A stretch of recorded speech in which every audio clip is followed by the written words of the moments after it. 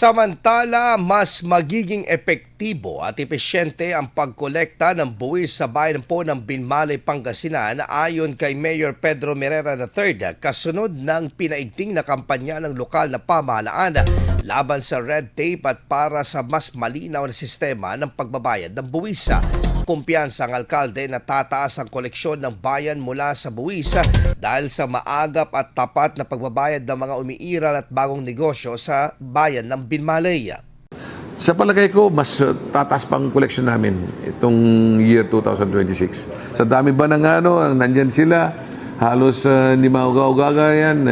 Everyday, nandyan yung mga alam nyo naman ang ugali ng Pilipino, last minute.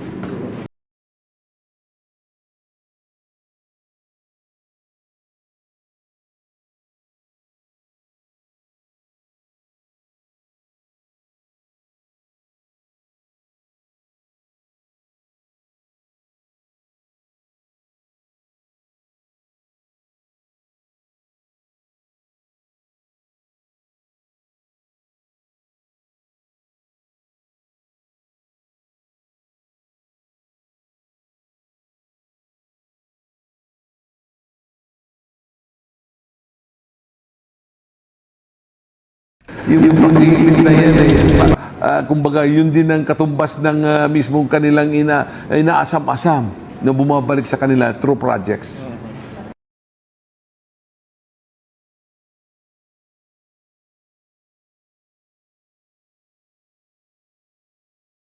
Programa at proyektong makikinabang ang mga mamamayan kabilang ang serbisyong panlipunan at infrastruktura sa nasabing bayan.